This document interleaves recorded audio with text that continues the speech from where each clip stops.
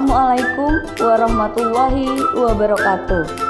Selamat berjumpa dalam acara NTB Belajar dari Rumah, Sehat, Cerdas, dan Membanggakan. Pada kesempatan ini, Ibu akan menyampaikan materi biologi kelas 12 tentang pertumbuhan dan perkembangan pada tumbuhan. Adapun tujuan dari pembelajaran kita pada hari ini adalah peserta didik dapat yang pertama memahami konsep pertumbuhan dan perkembangan pada tumbuhan, yang kedua menjelaskan proses perkecambahan dan tipe-tipe perkecambahan, yang ketiga memahami macam-macam pertumbuhan, dan yang keempat memahami faktor-faktor yang mempengaruhi pertumbuhan dan perkembangan pada tumbuhan.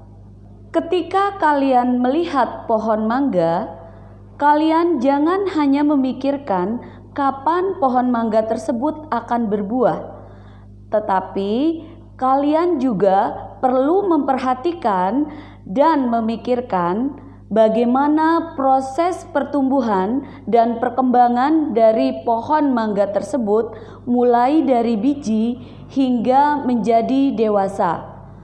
Penasaran kan bagaimana biji bisa berubah menjadi pohon? Untuk lebih jelasnya, mari kita perhatikan proses pertumbuhan dan perkembangan kacang merah melalui video berikut ini.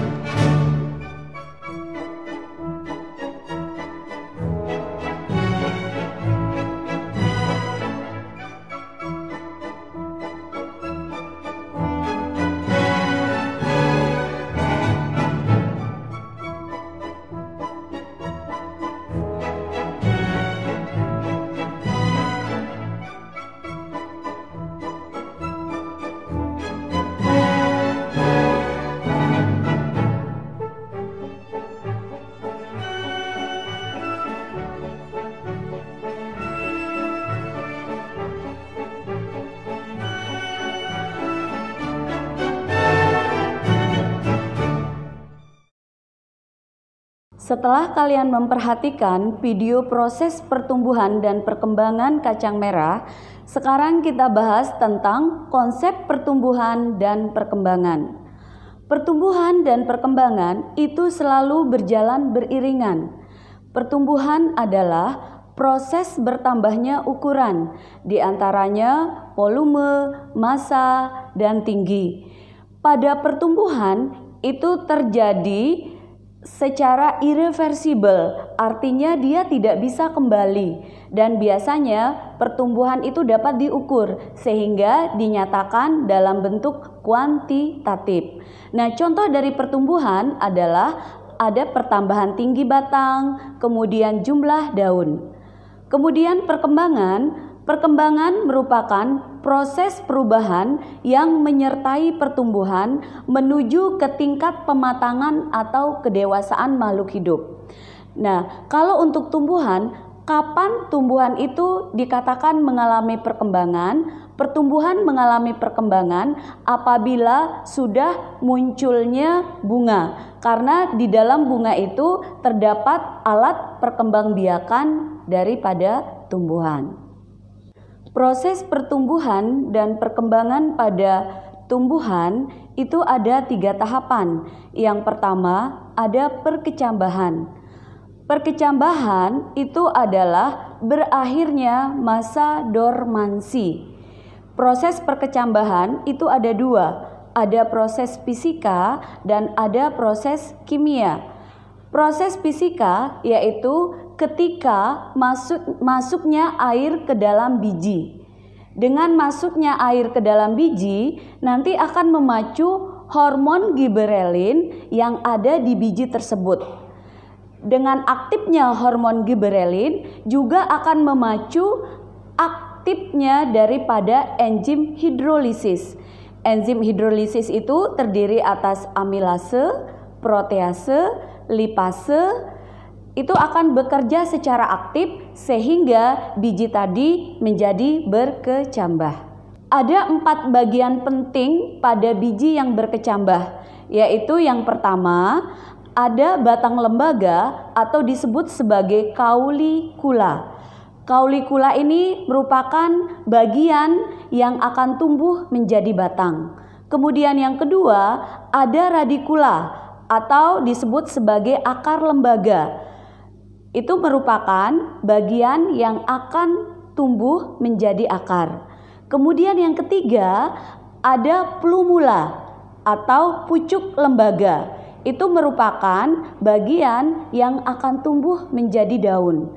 Dan yang keempat itu ada daun lembaga atau kotiledon. Ini merupakan bagian yang kaya akan cadangan makanan. Berdasarkan kotiledonnya, tipe perkecambahan itu ada 2. Yang pertama, ada perkecambahan epigeal. Perkecambahan epigeal itu adalah perkecambahan di mana kotiledon berada di atas permukaan tanah. Hal ini terjadi akibat hipokotil lebih cepat pertumbuhannya dibanding dengan epikotil, sehingga kotiledonnya naik ke atas permukaan tanah. Nah, contoh tipe perkecambahan epigeal biasanya terdapat pada tumbuhan dikotil seperti kacang tanah, kacang hijau. Kemudian perkecambahan yang kedua itu adalah perkecambahan hipogeal. Perkecambahan hipogeal itu adalah perkecambahan di mana kotiledon berada di atas permukaan tanah. Hal ini terjadi karena hipokotil lebih lambat tumbuhnya dibanding dengan epikotil. Nah, contoh untuk perkecambahan hipogeal itu biasa terdapat pada tumbuhan di monokotil seperti jagung, kacang kapri, dan kelapa. Macam-macam pertumbuhan itu ada 2. Yang pertama ada pertumbuhan primer. Pertumbuhan primer adalah pertumbuhan yang dimulai sejak awal setelah terbentuknya zigot. Pertumbuhan ini terjadi karena aktivitas dari sel-sel meristem primer. Aktivitas sel-sel meristem primer menyebabkan tumbuhan bertambah tinggi atau memanjang. Berdasarkan letaknya, ada dua macam meristem primer, yaitu meristem apikal atau meristem pucuk dan meristem interkalar atau meristem antar ruas. Nah, ini Ibu berikan contoh dua titik pertumbuhan primer pada tumbuhan. Yang satu itu ada di akar, yang gambar kedua itu terdapat pada batang. Pada dua titik pertumbuhan primer di sini itu ada memiliki 3 zona pembelahan, terdapat di paling bawah.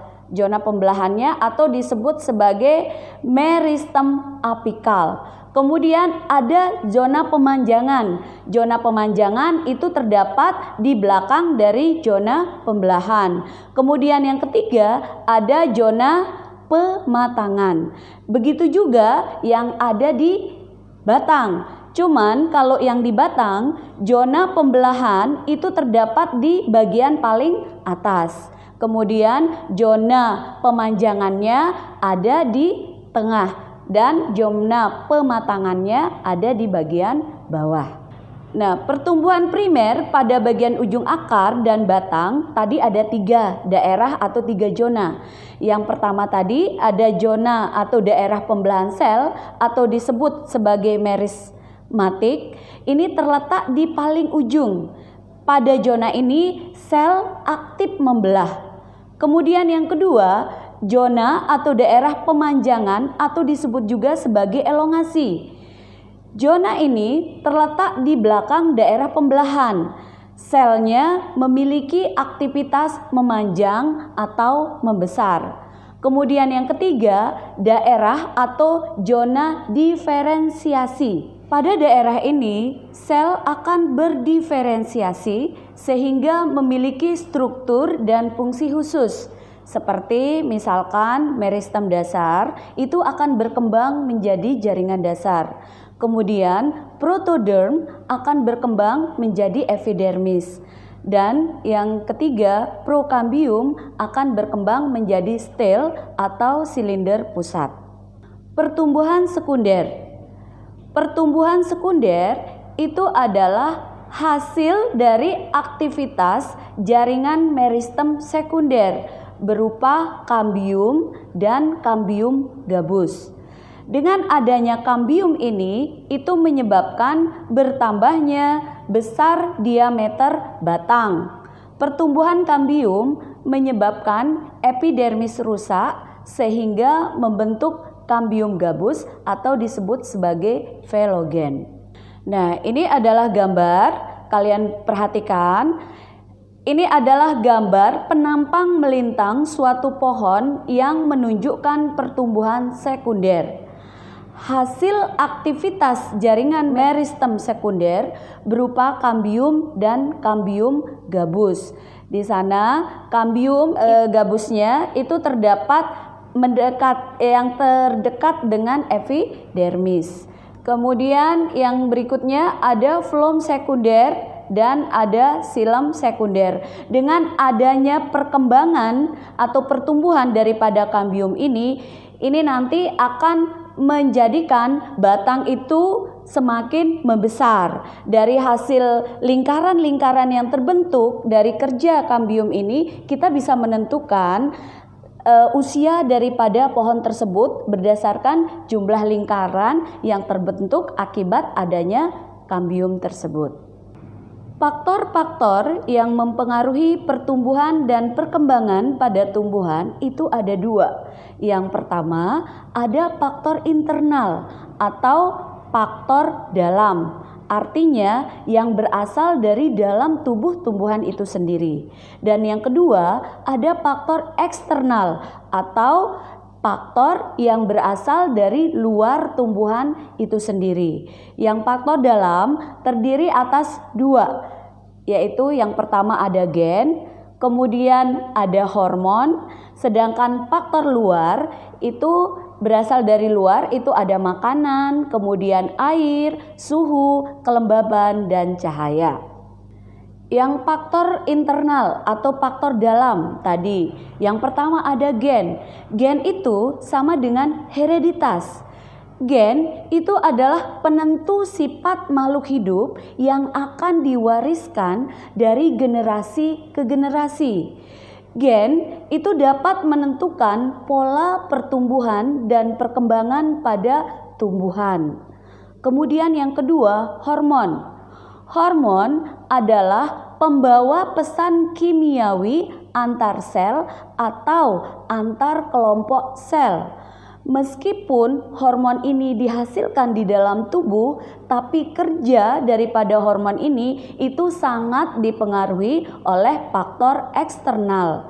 Nah, apa saja hormon-hormon pertumbuhan yang ada di tumbuhan? Sebagai contoh, itu ada auksin, kemudian ada sitokinin, kemudian ada giberelin, seperti yang tadi pada proses pertama yang hormon giberelin untuk memacu terjadinya perkecambahan. Dan yang berikutnya ada asam absisat. Asam absisat di sini itu adalah hormon yang membantu dalam pengguguran daun dan pertumbuhan daripada buah. Kemudian ada hormon etilen. Hormon etilen ini berfungsi pada saat pematangan buah. Dan yang berikutnya ada asam traumalin. Asam traumalin itu adalah hormon yang berfungsi dalam penutupan luka. Kemudian yang berikutnya ada kalin. Kalin itu adalah hormon yang berfungsi dalam pembentukan organ daripada tumbuhan. Organ tumbuhan itu ada 4 ya. Yang pertama ada akar, berarti nama hormonnya adalah rizokalin. Kemudian yang kedua ada batang. Batang itu nama hormonnya adalah kaulokalin. Kemudian ada bunga. Nama hormon untuk pembentukan bunga itu adalah antokalin. Dan yang terakhir ada daun. Hormon dalam pembentukan organ daun itu namanya adalah filokalin. Berikutnya Ibu lanjutkan ke faktor yang mempengaruhi pertumbuhan yang kedua, yaitu faktor eksternal.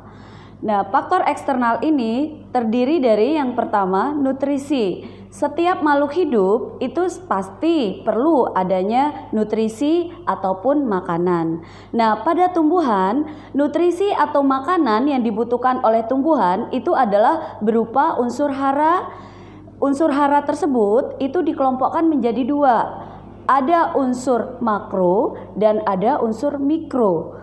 Yang unsur makro itu adalah unsur hara yang dibutuhkan oleh tumbuhan dalam jumlah yang besar. Seperti contohnya karbon, hidrogen, oksigen, nitrogen, sulfur, fosfor, kalium, kalsium, dan magnesium. Itu adalah unsur makro yang dibutuhkan oleh tumbuhan dalam jumlah besar. Kemudian yang berikutnya ada unsur mikro. Unsur mikro itu adalah unsur yang dibutuhkan oleh tumbuhan dalam jumlah sedikit.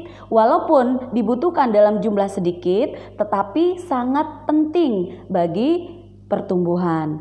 Nah, contoh unsur mikro adalah seperti Cu, kemudian Zn, Co, Mn, Fe, Cl, dan Na. Faktor eksternal yang kedua itu ada air. Air itu diperlukan untuk proses pengangkutan zat hara tadi dari tanah menuju ke daun.